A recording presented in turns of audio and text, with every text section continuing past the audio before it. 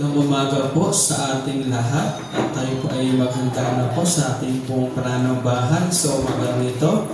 Isa nga pong malamig na umaga po sa atin. Kumusta ang mga tulog po natin? Ayan, bagamat po hindi po gaano maganda ang panahon, but still God is good all the time. Ayan, all the time God is good. Sige po, ito po ng panimula. Atin po yung magstayo para po sa panalangin ng ating pong kapatid na Sister Patricia Laporteza. Ayan, tayo po mag-pray. Lord, maraming salamat, Panginoon, sa araw na ito, Panginoon, na kami ingat-ingat niyo sa papunta rito, Panginoon. At Lord, Panginoon, yung mga papunta pa lamang po ay ingatan niyo. And maraming salamat din po, Panginoon, sa araw na ito na kami pinagsama-sama niyo upang makinig ng inyong pong salita.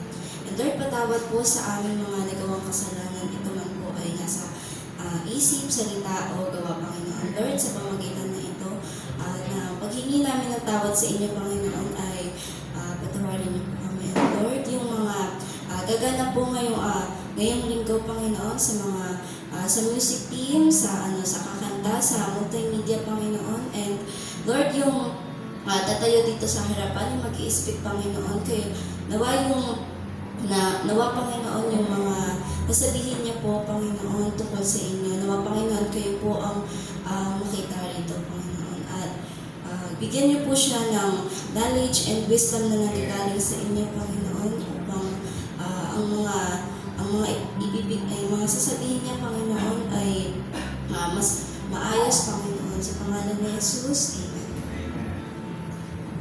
Okay, sige po. Gusto naman kung pag-iling sa atin pumula yung tayo at pamuna ng pang praise team at ito ni Sister Jasmine Borbon. Magandang umaga po muli sa ating lahat. Para po sa ating opening song, awitin po natin ang banal mong tahanan.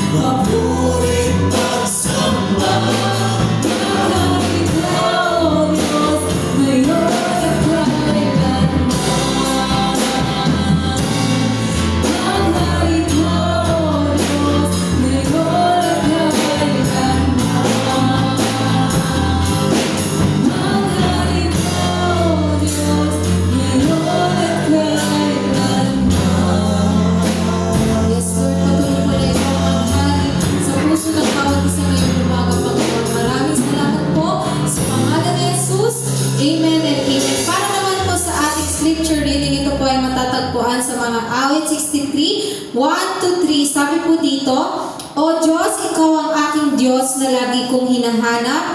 Ang uhaw kong kaluluwa'y tanging Ikaw ang hangad. Para akong tuyong lupa na tubig ang siyang lunas. Hayaan mong sa santuaryong ikay aking pagmasdan at ang likas mong kalwalhatian at kapangyarihan. Ang wagas na pag-ibig mo'y mainam pa kaysa sa buhay, kaya purihin kita, O Diyos, at paparangalan. Awitin mo natin ang araw-araw.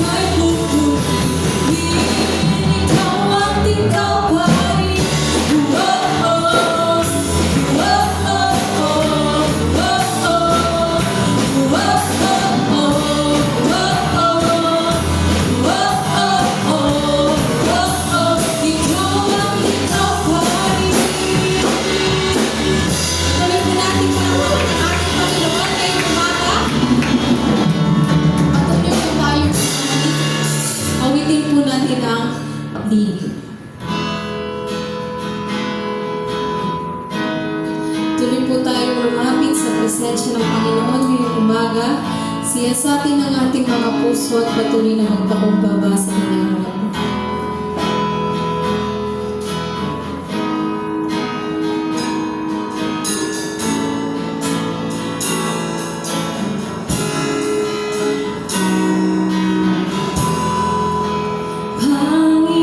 Panginoon, ang nais ko,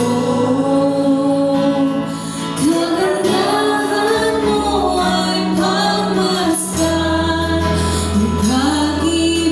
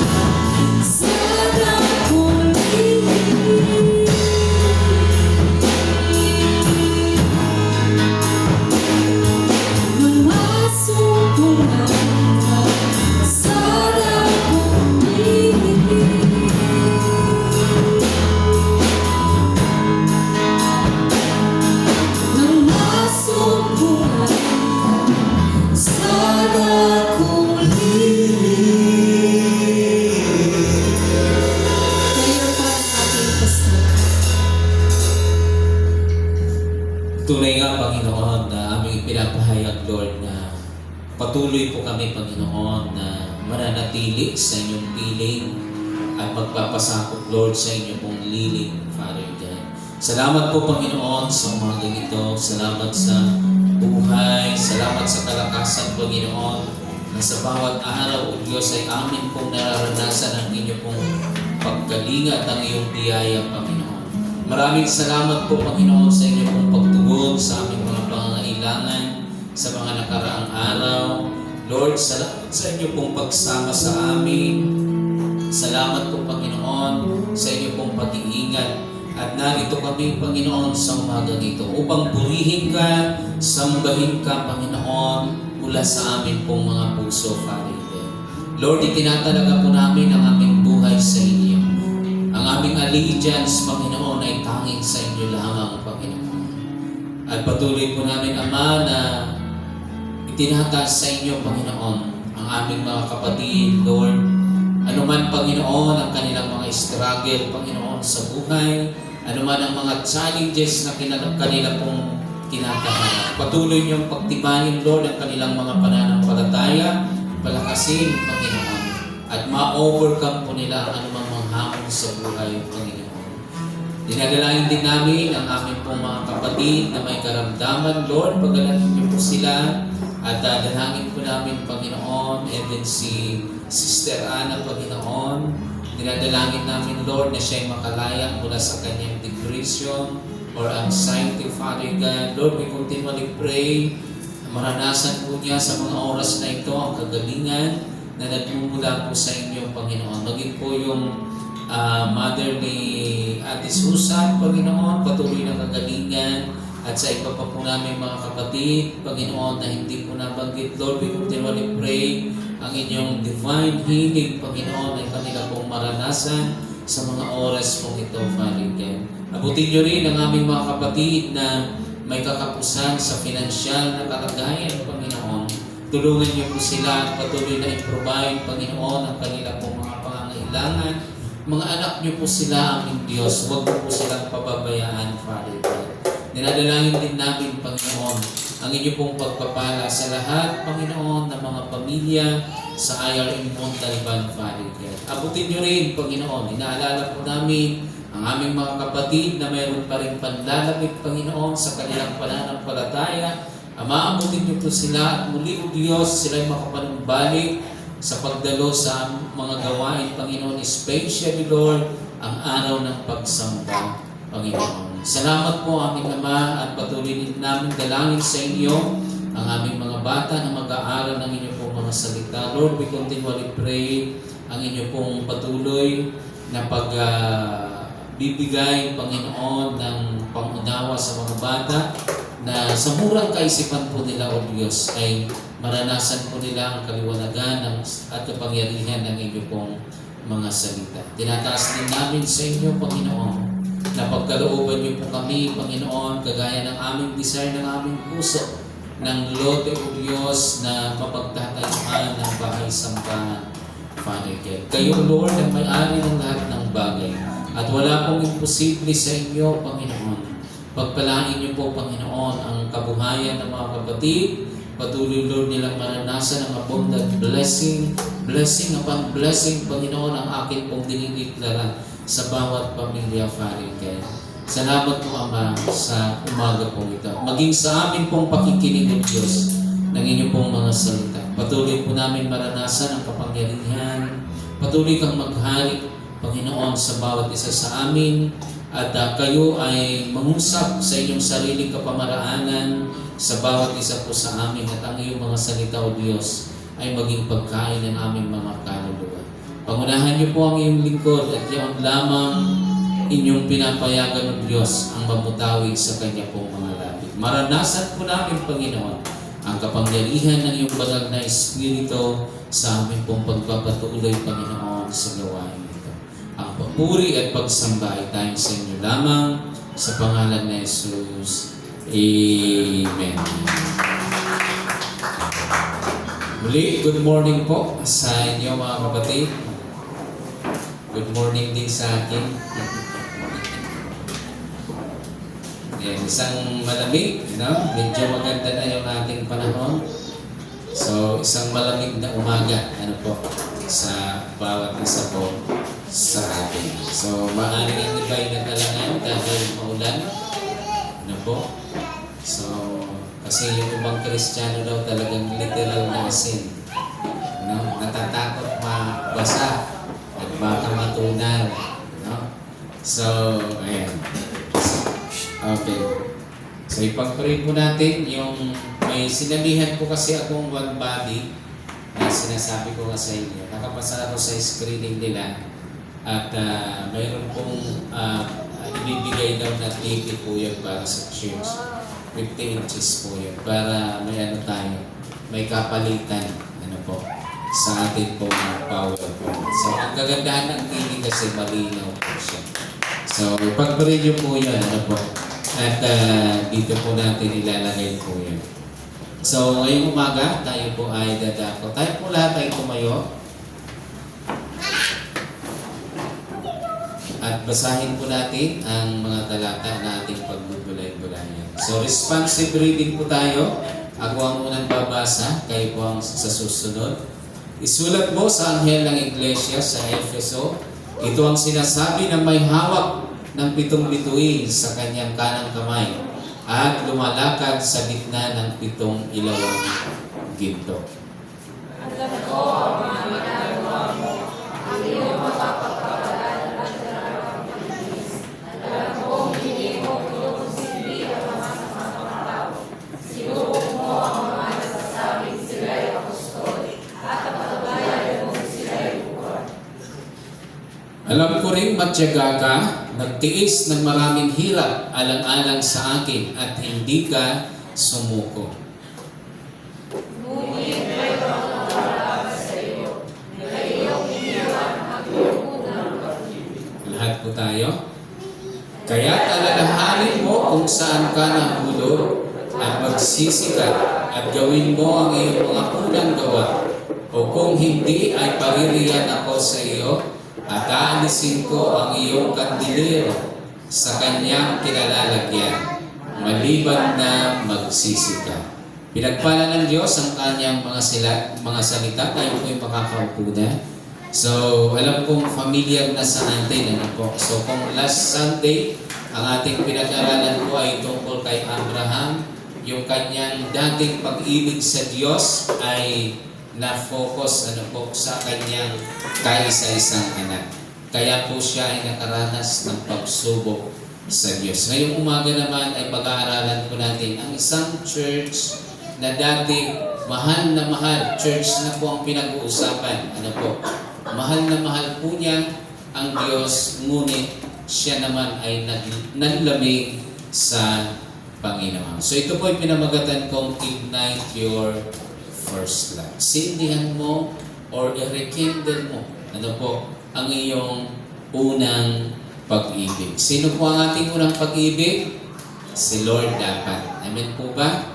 Ang Diyos lagi ang ating unang pag-ibig. So sa intro po natin, sabi po ni Mike Lutz, the worst sound that we can hear is the sound of a Christian who does not have love. Ang pinaka-worst daw ng Kristiyano or ang pinaka-worst na sound na maririnig natin sa isang Kristiyano na pagkatapos niyang maranasan ang pagmamahal ng Diyos, ay sasabihin niya, hindi na ako. Hindi ko na mahal ang Panginoon. No? Yun po yung pinakamasakit sa Diyos na sasabihin po natin. Ano po? Na pagkatapos natin maranasan ang biyaya at magtatapos po tayo na kung saan nawala na ng tuluyan ang ating pag-ibig. So, ang aklat ng pahayag, ito po ay sinulat ni Juan, isang apostol na at that time ay siya lang po ang nag-survive sa lahat ng apostol na hindi po siya namatay sa persecution. At ayon sa ibang mga account ay siya po yung inilublob sa mantika pero nakasurvive po siya sa kanyang persecution. Kaya po siya na-exile sa Patmos. So ang kalagayan ng Patmos ay southwest ng Ephesus. So, ayan. So no other empty books possess more serious and difficult interpretative challenges than Revelation. So ang pinakamahirap na interpret sa Bible ay ang aklat po ng Revelation. So kahit po kayo saan magtanong, kahit sinong nag-aral, mahirap po i-interpret ang Revelation. Kasi napakarami po niyang mga symbolism. Hindi mo alam saan ka magsisymbolism, saan ka magliliteral. So ganun po siya kahirap. Kaya naman ang mga Bible scholar ay naka-produce po sila ng 4 na pananaw or views paano ini-interpret ang aklat ng pahayag. Ang una po ay tinatawag na preterist approach sa pag-i-interpret po ng pahayag. So, interprets Revelation as a description of first century events in the Roman Empire. This view conflicts with the book's own often repeated claim to be a practice. So ang isang grupo ay naniniwala, ang mga preterist, na ito daw ay ang aklat ng pahayag, ang tinutukoy po niya ay ang kasalukuyang nangyayari at that time at walang kinalaman sa ating panahon. Ganun po ang isang grupo. So ang pangalawang grupo naman po, the historicists. So ang kanilang pananaw na tinitingnan po nila na ang aklat ng pahayag ay tinatawag na panoramic view ng church history mula sa apostolic times hanggang sa ngayon, present time. Ibig sabihin, hindi siya natatapos. Apostolic panoramic view. Yun po yung kanilang pananaw. So mula noon hanggang ngayon, yun daw po ang tinutukoy ng pahayag. At kaya lang may mga rin yan, may mga contrast o kaya hindi agree. At mayroon din tinatawag na idealist approach. So interprets Revelation as a timeless depiction of the cosmic struggle between the forces of good and evil. So ang isang pananaw naman, pangatlong pananaw, ito daw ay nagpapakita ng continuous na labanan ng masama at saka ng mabuti. So yun daw ang sinasabi. Pero alam niyo po, hindi po yun yung ating niyayakap. So ang ating pong niyayakap, ang aklat po ng pahayag ay ang tinatawag the futurist approach. So insists that the events of chapter 6 to 22 are yet future. Ibig sabihin, hindi pa po nangyayari. Dahil ito'y may kinalaman, ang mga pangyayaring na nakahula sa pahayag may kinalaman sa nalalapit na pagbabalik or second coming ni Christ. So, futuristic po ang ating niyayakap na view. At yun po. It describes the events surrounding the second coming of Jesus Christ. Kaya nga lang, kailangan nating maging maingat. Yan po ba? Kasi may mga pag-i-interpret na imbes na symbolic, nagiging literal. Tapos yung iba naman, yung symbolic, ginagawa po nilang literal. Halimbawa na lang yung 1,000 years. Sa ibang mga views, ang sabi nila, ano po yun? Symbolic, hindi po literal. Pero sa mga futurist, yung 1,000 reign ni Christ, literal po yun. Ano po? Kaya nga po number ang ginamit. Kasi literal sense po yun. Hindi po siya symbolic. So ganun po ang pagkakaiba sa mga approach ng interpretation.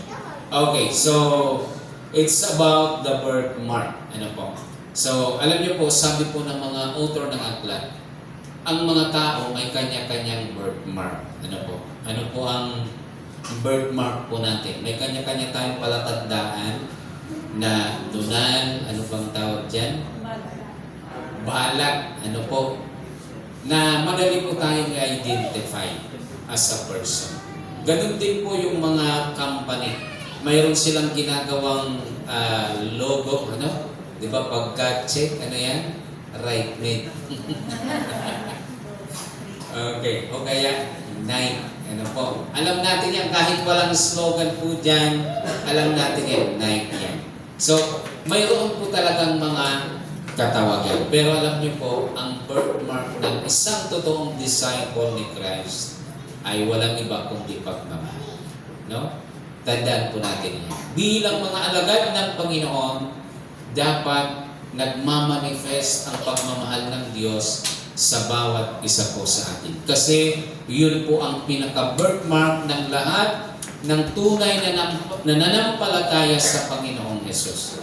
Ang sabi nga ng Panginoon ay magmahalan kayo upang makilala nilang kayo nga ay aking mga alagad. So ang birthmark po natin ay walang iba kundi ang pagiging loving person po natin. So, ayan. How to ignite your first love. So, ang una po, okay, basa ko. So, ang unang principle na makikita po natin, re-examine your relationship with the Lord. Kumusta po ang ating relasyon sa kapanahonan ito? Ano po? Ano po ang ating mga pinagdaanan? At kumusta na po ang ating relasyon sa Diyos sa kasalukuyan? Sabi po ng 2 verse 1, to the angel of the church in Ephesus, write, this is the message from the one who holds the 7 stars in his right hand and who walks among the 7 gold lampstand. So ang sabi po ng mga Bible scholar, ang angel na ito ay hindi talaga angel. Yun yung view ng iba. Pero ang sabi ng iba, angel po talaga yan. No? Ibig sabihin, sa bawat local churches, may anghel na nagbabantay, nakatingin bukod sa Panginoong Jesus. Pero ang iba, ang sabi, mga elder po yan ng church, to the angel of the church. At ang sabi, this is the message from the one who holds the 7 stars. So, mayroon pong humahawak sa mga star. Ano po? At walang iba po yun, kundi ang ating Panginoon. So, ibig sabihin, ang control ng church, hindi po si pastor, hindi po ang ating leadership, kundi walang iba ang ating Panginoon. So, ito po ang commendation po ng Lord sa aklat or sa church ng Ephesus. I know what you have done. I know how hard you have worked and how patient you have been. So napakasipag po ng church ng Ephesus. Kung sipag lang ang pag-uusapan, isa po sila sa pinaka-masipag. I know that you cannot tolerate evil people and that you have tested those who say they are apostles but are not and have found out that they are liars. Ano po? So nakagawa sila ng methodology, paano nila sasalain sino ba ang totoong mga apostol. Kasi at that time, maraming nagkakakukunwari na bumubisita sa mga local churches at sinasabi, kami rin ay mga apostol ni Kristo. Kami rin ay mga kasama ng mga alagad. Pero gumawa sila ng methodology, paano nila sasalain. At nagawa po nila yun. Kaya po nilang nasala ang mga huwad pong mga apostol. So, you are patient, you have suffered for my sake, and you have not given up. Isa pa sa katangian ng church ng Ephesus, talagang mapagsakripisyo sila, mapagtiyaga, at hindi po sila bumibigay sa mga problema. Sabihin mo sa iyong katabi, parang ikaw lang kapatid. Parang ikaw lang, hindi ka bumibitaw kahit maraming problema. So, but this is what I have against you. You do not love me now as you did at first. Biro mo yan. Napakasipag, napakamatyaga, hindi bumibigay sa problema, pero may kapintasan. Ano ang kanyang kapintasan? Di mo na ako mahal gaya ng dati. Maaring sa mga Ephesus, sasabihin nila, saan kami nagkulang, Panginoon? Sinala namin ang mga huwad na apostol. Ang sipag namin sa gawain, saan kami nagkulang, Panginoon? Pero hindi po natin kayang dayain ang Panginoon. Tama po ba? At totoo po na may pagkukulang ang mga taga-Ephesus. Parang ganito po ang nangyari sa kanila. Sa sobrang kabisihan po nila sa gawain ng Panginoon, nawalan na po sila ng time of kabisihan sa kingdom, pero wala ng time sa king. Ano po? Nagkaroon sila ng emptiness na, kumbaga, wala na silang panahon, personal na panahon sa kanilang Panginoon. Okay, busy nga sila sa gawain dito, gawain doon, entertain dito, entertain doon, pero nawalan na po sila ng personal time sa Panginoon. Kaya ang sabi ng Panginoon, hindi mo na ako mahal gaya po ng dati. Ano po ba ang background? Pag binasa po natin ang background ng Ephesus, so si Apostol Pablo ang nag-church plant po dito, si Apollos, at ang na-encounter po nila ay mayroong high priest na nagpapalayas ng demonyo, yung mga anak ni Sheba. So, ang sabi nila sa pangalan ni Jesus na pinapangaral ni Pablo, lumayas ka. Pero ang sabi po ng mga inalihan ng demonyo, kilala ko si Jesus, kilala ko si Apollos, ngunit sino ka? At sila po ay sinaktan ng mga inaalihan ng demonyo. Dito rin po nangyari ang riot, na buong lungsod nagkarayot dahil po sa pangangaral po ni Apostol Pablo. At ano pa po, dahil sa pangangaral ni Apostol Pablo, lahat ng kanilang mga aklat, 50,000 word ng mga aklat sa magic, sa kanilang divination, ay isinuko po nila at sinulong. Kaya po makikita natin yung kanilang init sa Panginoon nung una po silang makakilala. At magkano ang sahod na? Pero 50,000 word ng kanila pong mga libro sa magic ay isinuko po nila dahil sa kanilang pagmamahal sa Panginoon. So, yun. So, how to examine our relationship with the Lord? So, ang una po, examine God's message to you in this present time. Ano po ba ang mensahe ng Diyos sa ating kapanahunan? Baka naman ang gusto mo online pa rin, tapos na po ang pandemic. Ganun po ngayon ang iba, ang gusto nila online. Kasi kahit patulog ni sila, nakaka-attend ng prayer meeting. Asan na si ganito. Naranasan maganda lang ang suot, pero yung pala naka-short, ganyan. Walang ka-effort, paigay-galang. Hello po, tapos na ang pandemic, baka naman yun pa rin ang mensaheng tanggap mo na pandemic, para hindi po, tapos na po ang pandemic. Kailangan na po natin mag-face to face. Ano pa po? Ano po ba ang mensahe sa mga churches ngayon? Baka ang ating sistema ay kagaya pa rin ng dati. Yung Bible study, hindi po. Sa ating panahon, discipleship na po. Mahuhuli po tayo. Alam niyo po sa pag-aaral po ng move ng Holy Spirit sa bawat henerasyon, ito po yung ating tinatawag ang pinaka-wave po ngayon ng banal na Espiritu, discipleship. Actually, ang tawag po nila, decade discipleship. Dekada po ito na bibilangin na kung saan, kung dati di po ba, ang uso po noon ay krusada. Kahit saan ka magkrusada, maraming tao ang pumupunta. Pero ngayon nyo po gawin, walang nagpupunta po dyan. Bagamat may ilan, sa Cebu daw si Pastor Coma, pag nagkukrusada sila, mayroon silang pinamimigay 5 kilong bigas. Dami pa rin nagpupunta. Siyempre may bait, kumbaga, may pain eh. At alam niyo po, maganda rin po yan. Ang style po yan, Korean ministry. Ganun po sila. So kung tayo nga lang ang mayaman ay why na. Hindi naman po sayang yan. Kasi ang katumbas naman po niyan ay sila'y makakarinig ng mabuting balita. Pero dapat, susunod po tayo sa wave ng banal na Espiritu. Dapat aakayin sila sa discipleship. Amen po ba? Dapat lahat ng miyembro kabilang sa cell group.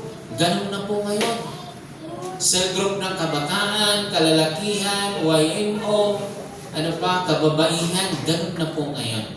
Pag hindi po tayo sumabay sa wave, maiiwan tayo. Mapag-iiwanan po tayo.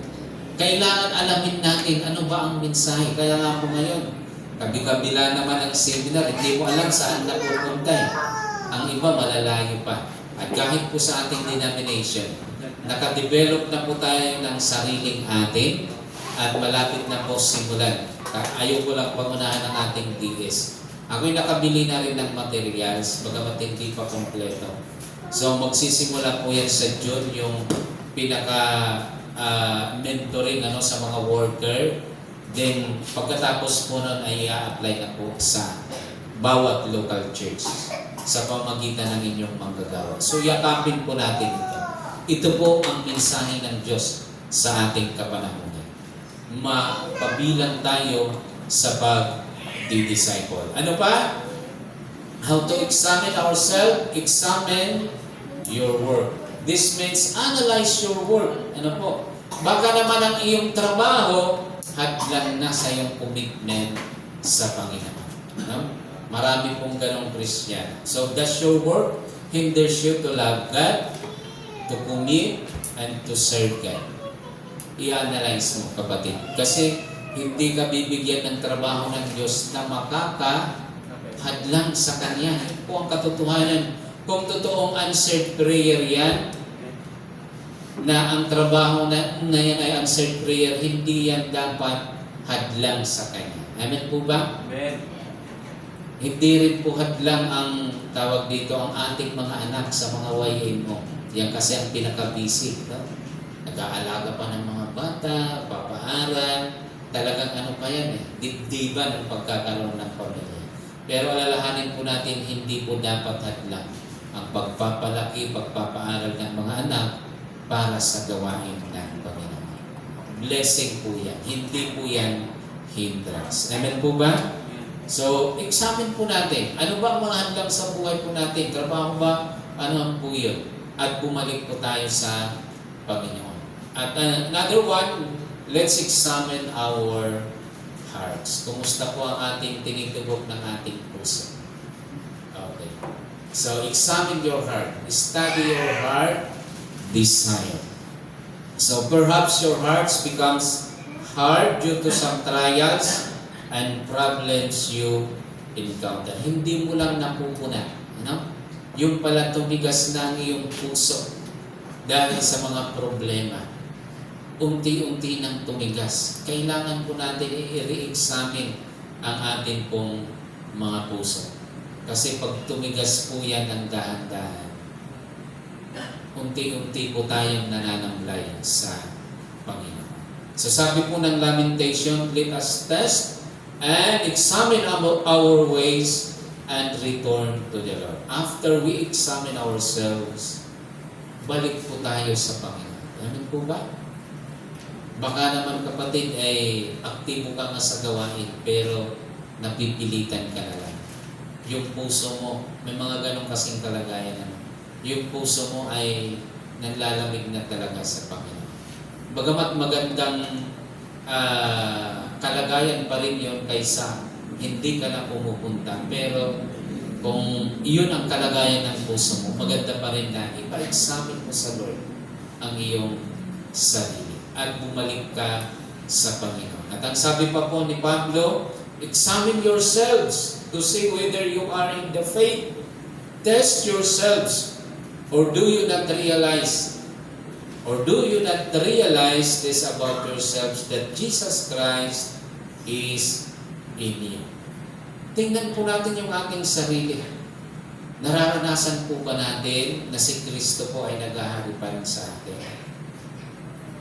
Balik po tayo sa Panginoon kung tayo po ay paglalamig. Kung titignan po natin yung talata, love and faith is connected po siya. Pag nanghina ang iyong pananampalataya, kasama ang iyong pagmamahal sa Diyos. Pag nanghina po ang iyong pagmamahal sa Diyos, kasama ang iyong pananampalataya. Connected po siya, kapatid. Hindi po siya hiwalay na bagay sa ating buhay. So, examine po natin ang kalagayan ng ating mga puso. Sabi po, nagtalata ni David, search me, O God, and know my heart. At sabi pa po ng Proverbs, above all else, guard your heart, and for everything you do flows from Him. So minsan po, kaya po, ang ating puso ay nangihina, ang ating pagmamahal, kasi hindi po natin binabantayan yung ating puso. Parang ang hirap ata, bantayan yung sarili. Kasi ang ating greatest enemy, yung sarili po talaga natin.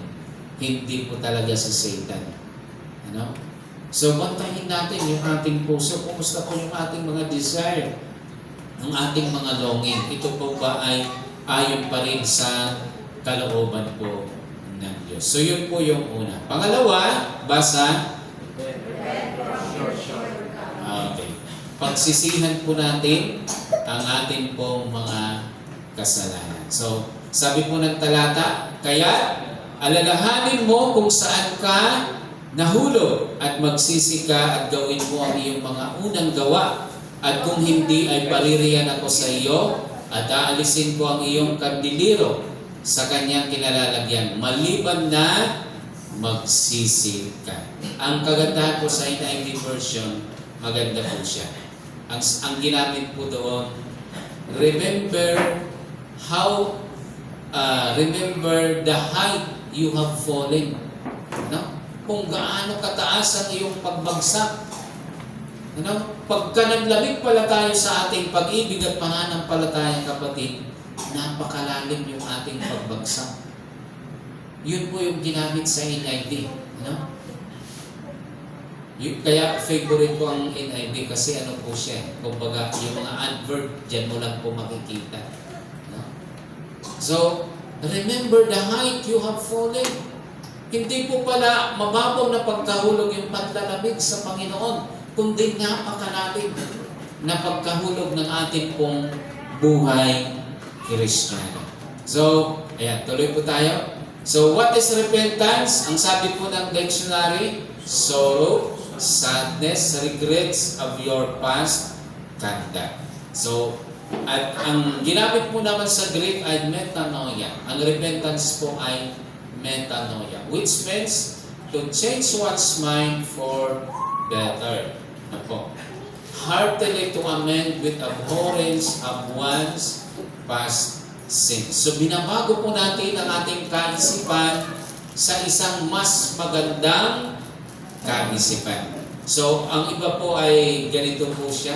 Kung dati ikaw ay nakatingin, ano po, halimbawa, 90 degrees, ano po, dati ikaw ay nakaharap ng ganito, ang repentance po ay pagtalikod, ano po, paganyan.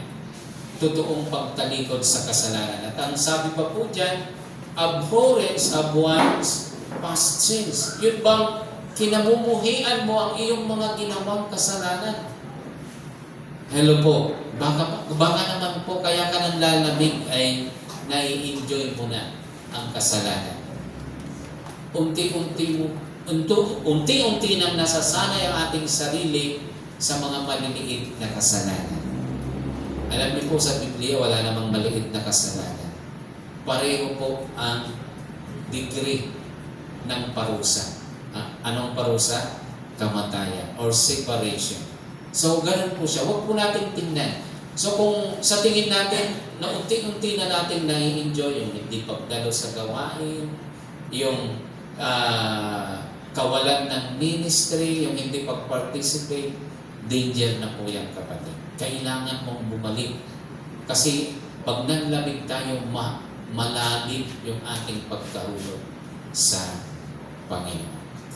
So, lahat naman, minsan nakakaranas ng gano'n. Pero kailangan po natin ng pagsisisi. So, how to experience true repentance? Una, ask God to change you. Hilingin po natin, Lord, baguhin mo ako. Baguhin mo ako from glory to glory. Kailangan po natin ang pagbabago ng Diyos. Lalo't pasama na po ng pasama ang panahon. Ano ba? Remember your past sins and shortcomings. Alalahanin mo yun. Kailangan mo kasi ma-confess. Ano po? Kaya ang first John, if we confess our sins, He is faithful and just. Kaya kailangan nating alalahanin ano ba ang ating mga pagkukulang sa Diyos, sa ating kapwa, at ating ikumpisal po yun sa Diyos at pagsisihan. Ano ba? Repent and turn away from sin and stop sinning. Yun talaga ang totoong kahulugan ng repentance. Kung totoo kang nagsisisi, dapat huminto ka na sa pagkakasala. Then, return to God and serve Him alone. Kailangan, hindi po pwedeng nagsisi ka lang, pero wala kang gagawing hakbang pabalik sa Panginoon. Kailangan may gawin kang hakbang pabalik sa Panginoon. Kung ang taong totoong nagsisi, babalik po siya. Hahakbang po siya pabalik uli sa Panginoon. Ibig sabihin, babalik siya uli sa gawain, sa pagiging active, yung mga dati niyang ministry, gagawin niya. Higit pa po sa dati niyang mga ginagawa.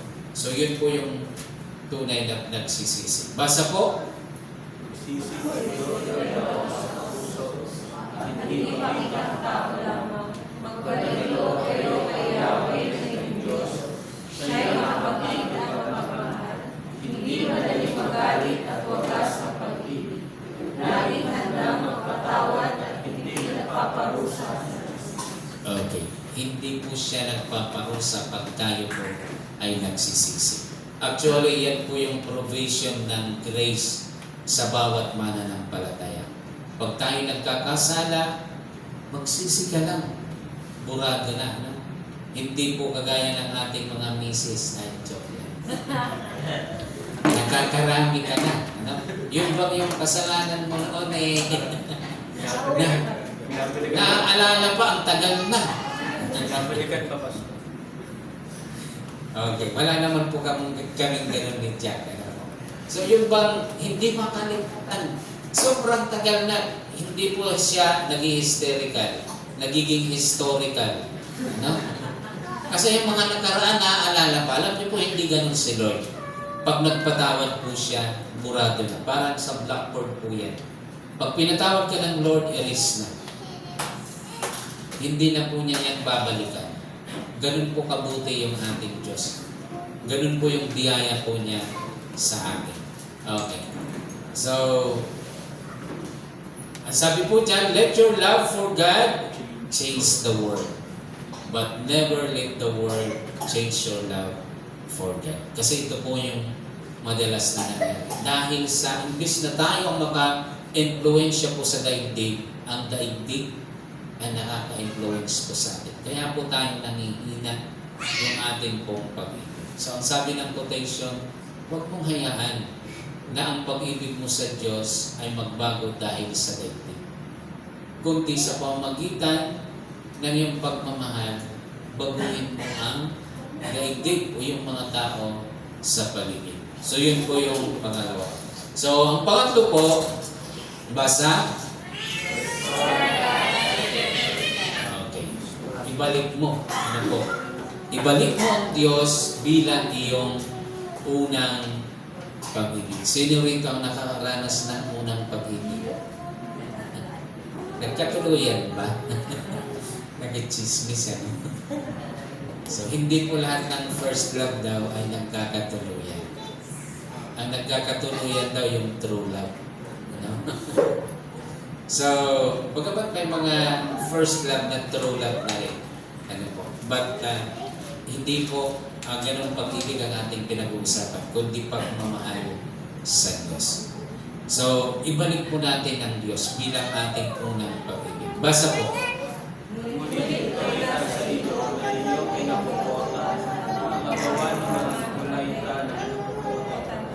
Okay. So, mayroon, ang commendation po ng Lord, mayroong silang kinapupuutan. Ang church na ito ay galing talaga sila sa mga Nicolaitan. Sa atin ay hindi na po natin pinag-uusapan. But alam niyo po ba, yung influence ng Nicolaitan ay nag-i-exist pa rin sa daigdig. So may mga views po na itong mga grupo ng Nicolaita ay si Nicholas daw ay isa sa mga deacon. Ano po, may mga ganong view. Or ikinukunik nila na ito si Nicolaita or Nicholas ay isa sa mga deacon na napili sa Book of Acts na nagpasimuno ng maling pananaw. Alam niyo po ang kanilang pananaw na ang isang Kristiyano, ano man ang kanyang gawin, hindi daw po makakaapekto sa kanyang kaluluwa. Kaya po pwede sa kanila mag-asawa ng marami. Actually, may teaching pa po sila na hindi ka maliligtas. Maganda yung kung hindi ka daw magkakaroon ng sexual intercourse sa babae. Maganda yung ginamit na tawag dito, yung term na hindi po vulgar. Nakakalimutan. May ganun po silang view. Kaya po marami yung kanila pong asawa dahil hindi naman daw yun makaka-apekto sa kanilang kaluluwa. Pero hindi po yung totoo, mga kapatid. At ano po yung mga Nicolaitan ngayon? Nandiyan, yung mga Muslim. Okay lang sa kanila, maraming asawa. Di po ba? Nabago lang eh. Pero yung influence nila, ganun pa rin. Ang Kristiyano po, ang ating asawa, yun na po yan. Amin po ba, bagamat may mga pagkakataon, bagamat common sa mga churches na nagkahiwalay, pagkatapos magpakasal, tapos nagsama ay nagkaroon ng panibagong pamilya. May mga ganong pagkakataon. Paano natin haharapin yan sa church? So para sa akin naman, okay lang dumalo, ibang ministry. Dapat hindi na sa pulpit ministry. Kumbaga sa ministry of support na lang. Kasi alam niyo po, ang requirement ng Lord, pagka ikaw ay nasa leadership, ano ang requirement po niya? Isa lang, ang asawa. Yun ang requirement. Eh, paano yung walang asawa? Hindi, mag-asawa, isa lang. Kasi may mga kabataan din, di ba? So, kailangan mag-asawa. Wala kasing sinasabi, paano walang asawa? Pero ang requirement ng Lord, isa lang ang asawa. Dapat faithful ka sa wife. Bakit po ganun? Kasi mahirap po magturo. Ituturo mo yung salita ng Diyos, hindi naman angkop sa buhay mo. So para sa akin, ganun lang. Kasi may mga talaga problema na hindi mo na masasahod. Nangyari na, lalo na kung matagal na. Amen po ba? At sa mga babae naman, pag alam ninyong may nanliligaw sa inyong mga poging asawa, huwag nyo kagad ibibigay. Ano? Yun bang, sige, doon ka na. Hindi po. Hindi ganun. Laking tuwa ng babae. Pahirapan mo. Kung paano ka pinapahirapan, pahirapan mo rin. Hindi yun, basta-basta mo na lang ibibigay. Ano yung pagkain? Basta-basta mo na lang iaayaan. So, minsan ganun po kasi ang nangyayari. So, hindi po. Alalahanin mo, ang katawan ng iyong asawa, katawan mo rin yan. Ganun po ang Biblia. Huwag mong basta-basta ipamimigay yan. ano na nga yan, ang isa ay ang dalawa ay pinaging isa na. Ano? Sa akin naman, wala sigurong problema na hindi po kaya pag-usapan. Yan po ba? Hindi naman po solusyon ng divorce, ang annulment. Ano pa? Yung paghihiwalay ng tuluyan, hindi po yan divorce. Kulang lang ng pag-uusap. Minsan din, pride na lang ang umiiran. Ano po? Ay, kasi ayaw ko na sa kanya. Pag ganun po ang ating attitude sa pag-aasawa, makakarami ka talaga. Kasi lahat ng tao may kapintasan. Wala pong perfecto. Alam niyo po ba kami ni Jack, kahit dalawa lang kami sa bahay, dumating kami sa ganong punto eh. Sasauli na kita sa nanay mo. Ay, wala ka na palang nanay. Wala na pagsasauli na. Hindi, totoo po yun. Kahit kami magkagawa, dumating kami sa point, mga 7 years po ang kayo ng pagsasama namin. Ano ang pinag-aawayan? Ministry.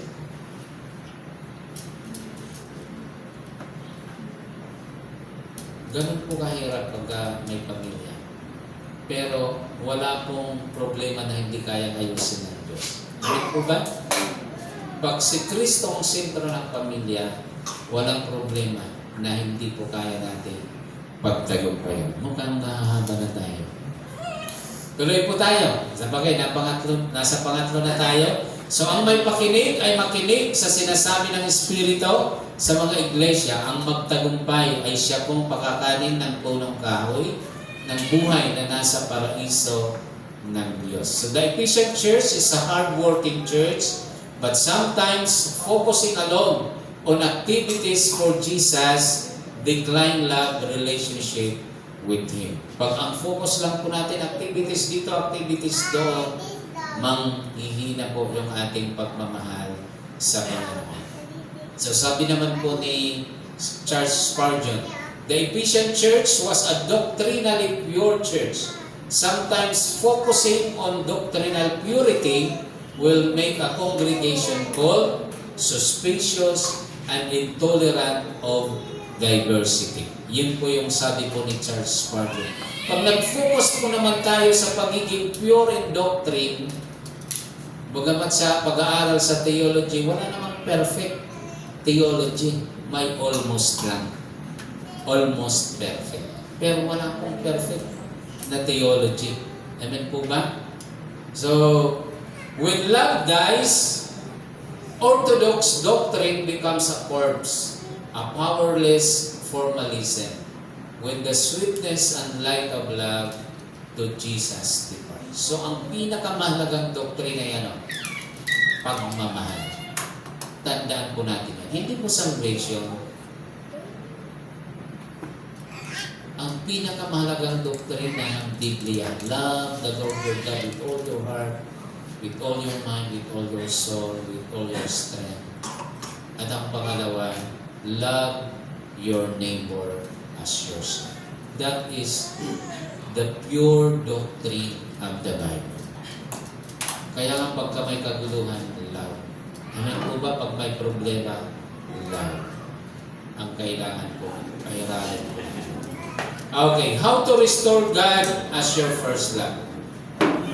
Una po, remove your anger instead of anger, love. Alisin po natin, confess natin, Lord, galit talaga ako sa kapatid kong ito, ganito, ganyan, pero inaamin ko, pero nais ko po siyang mahalin. Amen po ba?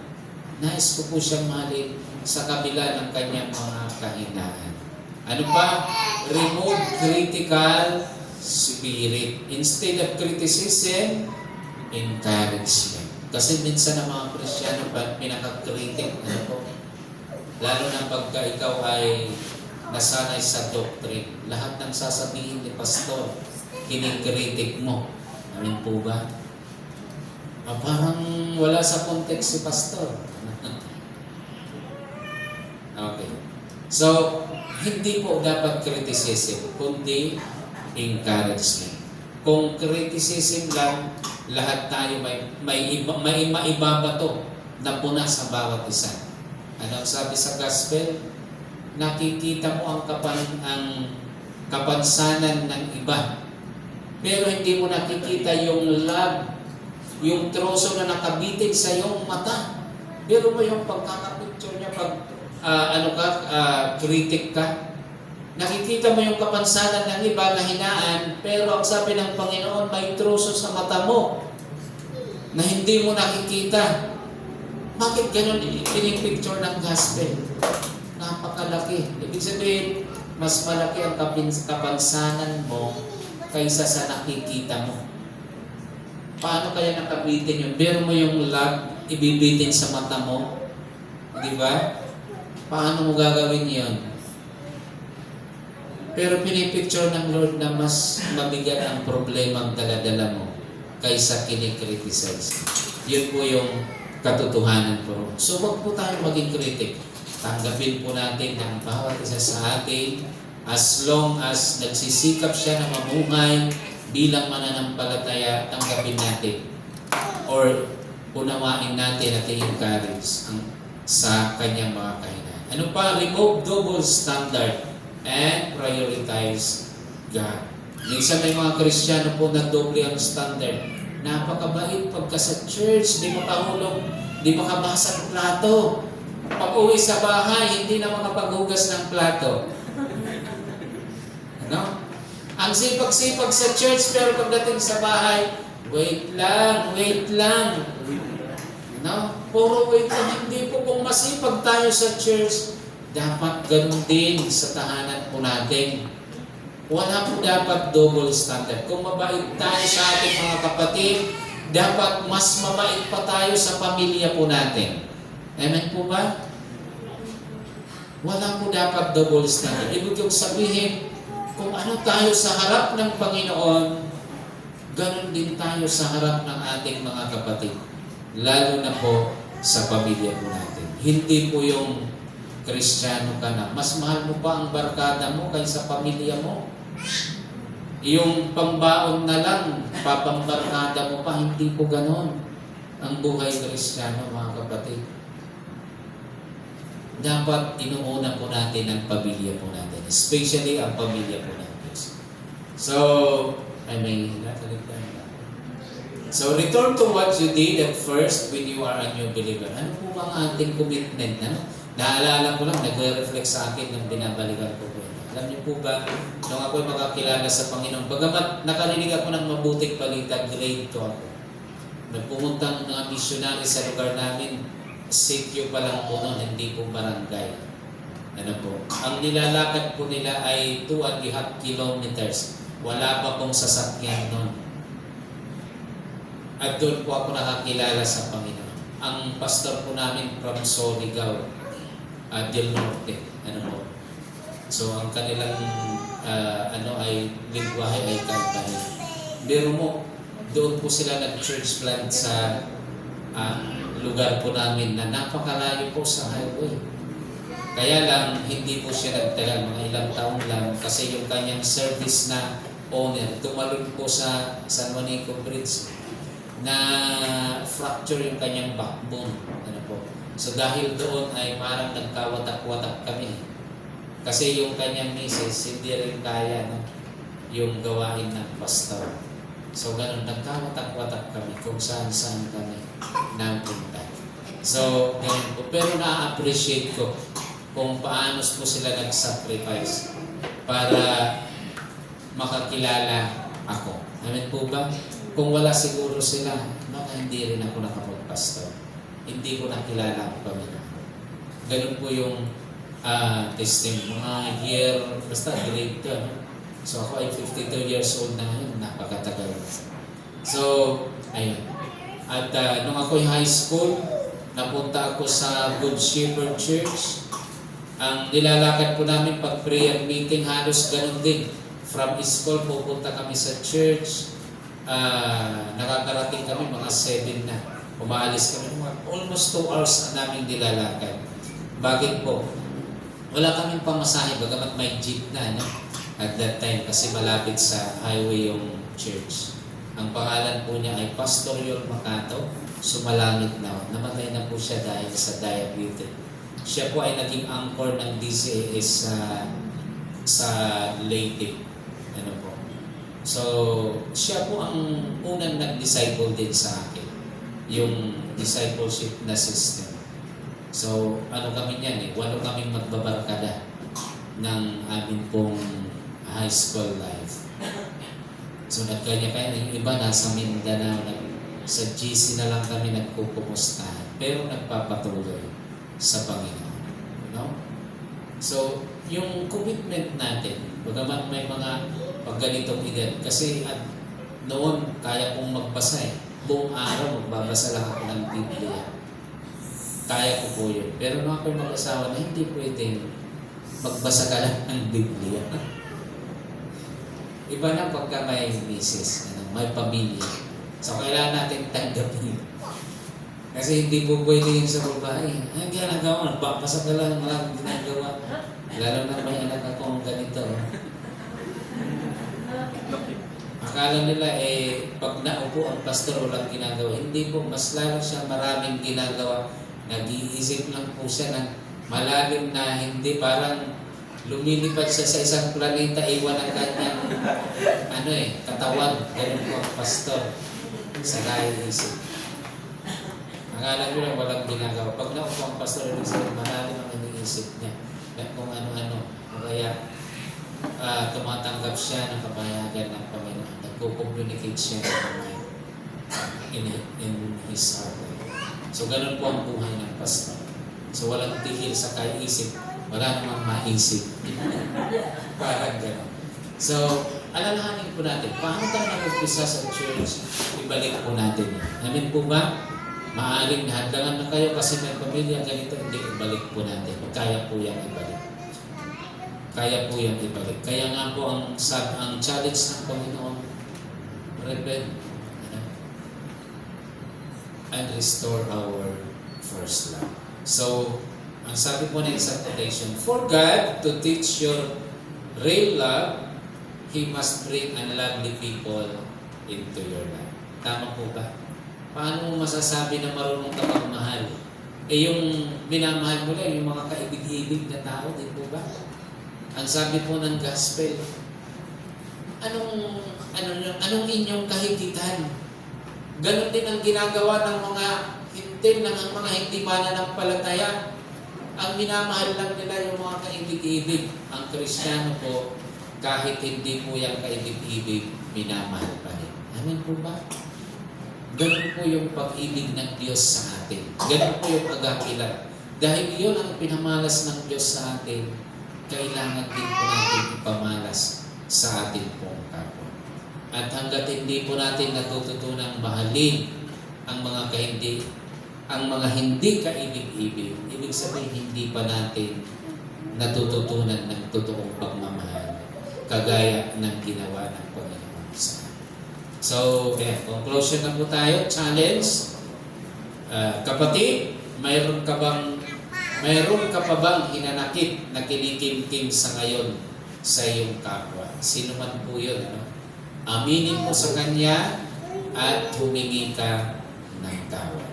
Baka mayroon pa, hindi po mag-move forward ang church hanggat tayo may mga hinanakit pa sa ating kapwa. Kailangan po natin kalimutan na yun. Past is past, ika na. Mag-move forward na tayo, mga kapatid.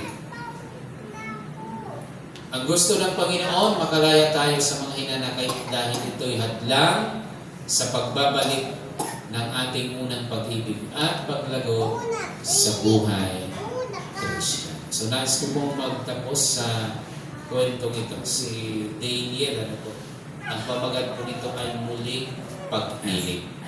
So, mayroon pong isang Kristiyano. So,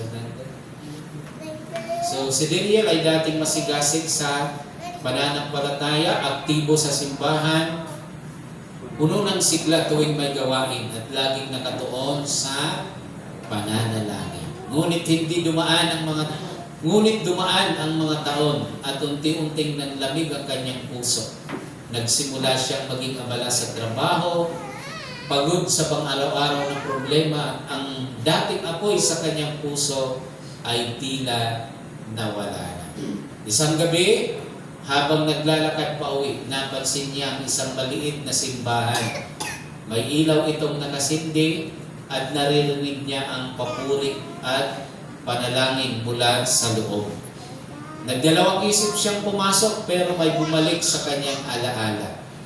Ang init ng kanyang unang pag-ibig sa Panginoon.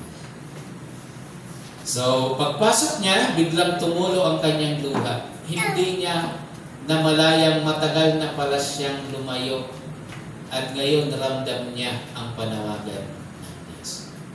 Biro mo kung hindi niya namalayan na matagal na pala siyang nalayo sa Diyos.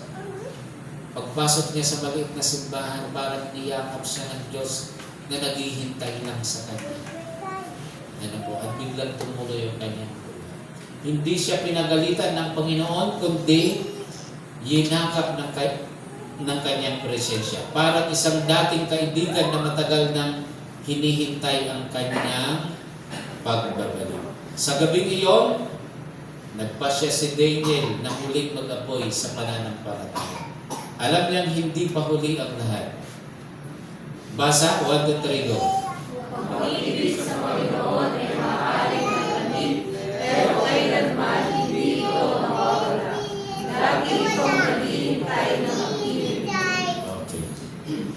Ang pag-ibig ng Panginoon ay pwedeng manlamig. Ngunit tandaan natin, hindi na po ito nawawala. Amen po ba? Kailangan lang natin muling pag-initin. Ibalik po natin ang ating buhay. Ibalik natin ang Panginoon na unang pag-ibig po natin. Balik po tayo sa ating dating commitment, dating paglilingkod na ginagawa po natin. So tayo po'y manalangin.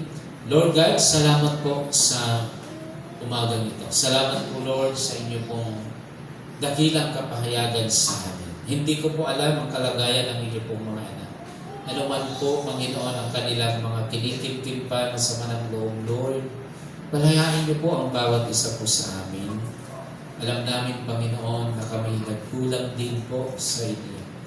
At anumang mga shortcoming as their shepherd and the leader sa kasalukuyan, Lord, inihingi ko po ito ng kapatawaran. Ang aming mga pagkukulang sa church, Panginoon, sa inyo. Patawarin niyo po kami at palayain, Panginoon. At nais po namin ibalik kayo bilang aming unang pag-ibig ng iglesia pong ito, Panginoon. Alisin niyo po ang aming mga bigatin sa buhay, ang aming mga burden, ang aming mga dalahin sa aming puso, ang aming mga problema, Panginoon, at pag-aanin, Father God. Tulungan niyo kami na magbago from glory to glory, aming Panginoon. Salamat po, Panginoon, sa inyo pong mga salita. Tunay o Diyos na ito ay kalakasan po namin at encouragement sa amin pong buhay. Pinupuri ka namin, aming Ama, sa pangalan ni Jesus. Amen. Ulit, magandang umaga po, mga kapatid. Maraming salamat po sa ating pastor. At para naman po sa ating tithes and offering encouragement, tinatawagan ko po ang ating brother John Cruz.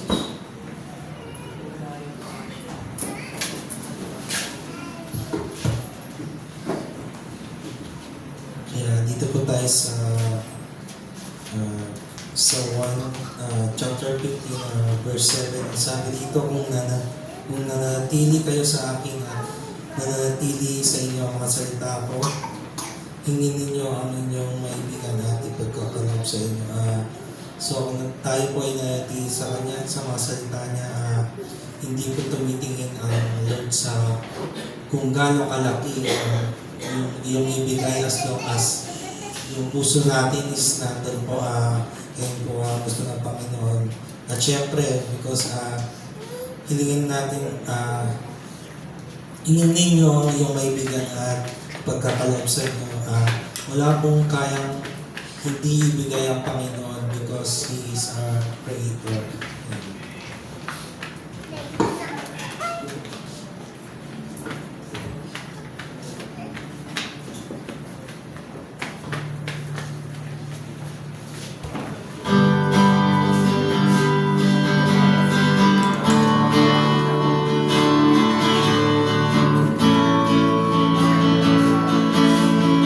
Halina mo dito sa tuwa.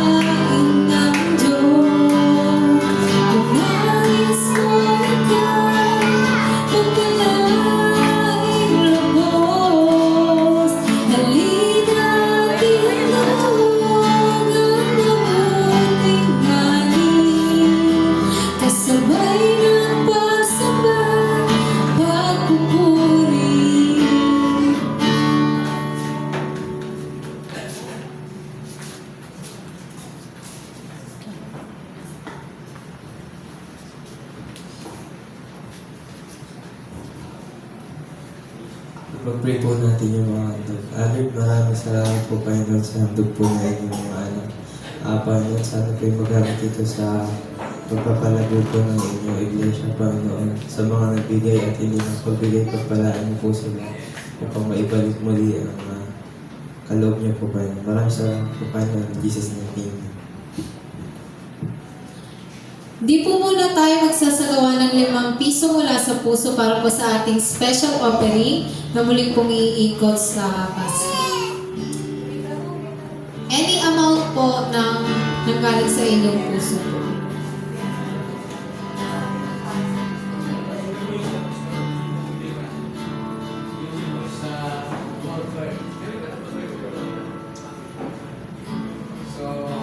Tayo po ay inaanyayahan po ng ating distrito na mag-special offering. Actually, last Sunday po dapat.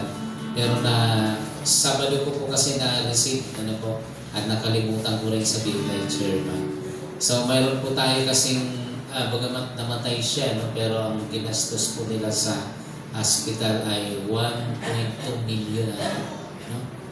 So, nakalabas na nga sila pinayagan, pero ang nabibinbin pa nilang bayarin ata ay 400,000, mga ganun. So, kaya po, in-encourage po yung sa ating distrito. Yung ibang mga local churches po ay nagapagbigay na po sila ng kanilang special offering last meeting. So, ang ating po ay humble din na lang po natin. So, kaya po ito yung purpose ng ating special offering.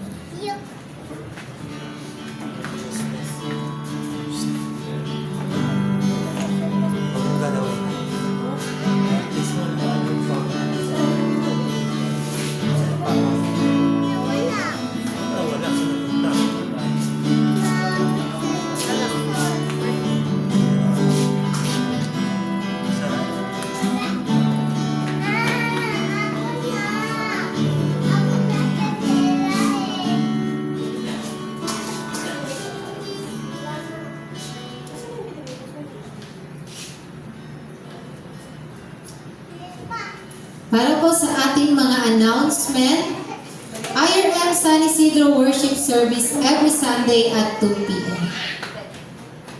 Midweek Service and Prayer Meeting June 12, 2025, 7 p.m. Ating pong speaker, Sister Mary Joy Tuquero, Worship Leader, Sister Cristita Barza, Testimony, Sister Rhoda Baldassar, and Usher po, Sister Laarni Acosta. Sunday Service, Father's Day, June 15, 2025, 9:30 a.m. Ating pong speaker, ating Pastor Renato Duran, Presider, Sister Rhoda Baltasar, Opening Prayer, Sister Danine Baltasar, Worship Leader, Brother John Kirch, Tithes and Offering Encouragement, Sister Susan Lozada, Usher, Sister Judith Bourbon, and ating pong flowers sponsor, Brother Ray and Susan Lozada. June 12, 2025, ito po ay gawain ng NCR1 YWA para po sa mga young teens. Ito po ay gaganapin sa IRM Marikina 2:30 p.m. Para po ito sa mga young teens. Ang tema po ay Start Strong, Back to School with the Purpose. Ang ating pong Reg Fee ay 25. So wala na po tayong isipin sa Reg Fee dahil may mga sponsor at may mga nagbigay na po. Ang tayong kailangan na lang po ay yung mga young teens na sure na sasama and meron po silang dress code na susundan na yun po ay magsusot sila ng uniform para doon. Ayun lamang po. June 14, 2025, IRM Montalban, CA Department TVBS Graduation, 2 p.m. Aita Community Mission every Saturday at 8 a.m. Naanyahan po ang lahat ng kapisanan na makidalo at sumama para po sa ating Kids Saturday class at Adult Worship Service. Thank you for the flower sponsor, Brother Reynan and Sister May Lozano. Para po sa ating closing song, inyahan ko po muli ang lahat na tumayo. Awitin po natin ang In Christ Alone.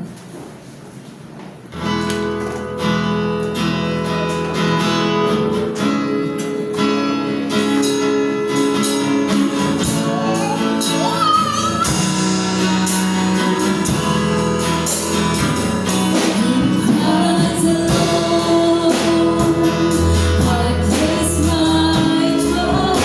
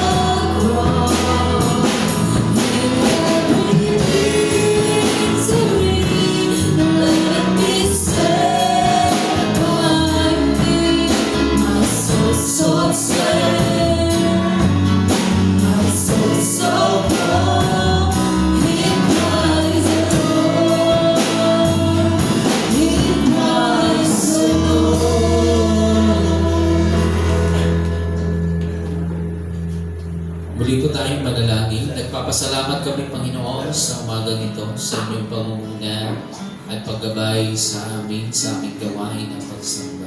Salamat po, Panginoon, sa mga kapatid na nakadalo sa umagang ito. Salamat po sa mga kapatid na inyo pong ginamit dito po sa harapan. Dinadalain ko, Panginoon, na patuloy niyo pong pagpalain ang bawat pamilya, ang bawat kapatid po namin, Panginoon, sa buong isang linggo nito. Ano man po, Panginoon, ang kanilang mga gagawin at iisipin sa buong isang linggo ito, saan man po sila paparoon. Dalangin ko, Panginoon, na maranasan po namin ang inyong divine provision at ang inyong divine protection, Panginoon, sa amin. Lord, tulungan niyo po ang aming mga estudyante na mag-i-enroll, Panginoon, ang mga bata, ang aming mga teens, maging ang mga magpupulihiyo, Panginoon. Tulungan niyo po sila at i-provide ang kanila pong mga pangangailangan. Pagpalain niyo ang kanilang pamilya, ang kanilang kabuhayan, ang kanilang pinagkukunan, ano man ang kanilang trabaho, ano man ang kanilang source of income, Panginoon. Dalahin ko po ang double blessing, Panginoon. Nang sa gayon, wala po kaming kapatid na hindi makakapag-aral, Panginoon, dahil sa katapusan sa pinansyal na kalagayan. Lord, patuloy po kaming nananampalataya na may magagawa ka sa bawat pamilya, Panginoon, sa bawat isa sa amin, Panginoon, na kaya niyong katagpuin ang aming mga pangangailangan, hindi lamang sa pinansyal na aspeto, kundi kahit po ang aming espiritual na pangangailangan, Panginoon. Patuloy na maranasan po namin, Panginoon, ang inyong pong masaganang biyaya sa bawat araw. At huwag niyo po kaming ipapahintulot na subukin higit sa aming kakayanan. Bagkus, Panginoon, patuloy niyong palakasin ang aming pagtitiwala at ang aming pananampalataya, Panginoon. Lord, inaalala rin namin kung mayroon kaming mga kapatid na marahil sumapit sa kanilang kaarawan sa araw na ito at sa mga nakaraang araw. Patuloy namin dalangin ang iyong pagpapahala sa kanilang buhay at patuloy nilang maranasan ang mahabang buhay, Panginoon, na nagmumula po sa inyo at maging blessing din po sila sa iba, Panginoon. At sa aming pagsamantalang pag-hiwa-hiwalay, Father God, sa umaga nito, patuloy namin mabaon kagalakan, kapayapaan at pag-ibig na nagmumula po sa inyo. Itaas po natin sa Panginoon ang ating mga kamay sa Kanya na makakapag-ingat sa inyo upang hindi kayo magkasala at makakapagharap sa Diyos ng walang kapintasan at ng may malaking kagalakan sa ating Diyos na ating tagapagligtas sa pamamagitan ni Jesucristong Panginoon natin. Sa Kanya ang kapurihan, karangalan, mula pa nung una, ngayon at magpakailan pa man. Ang lahat ng nagmamahal sa Diyos, magsabi ng Amen. Pagpalain po kayo ng Diyos, mga kapatid.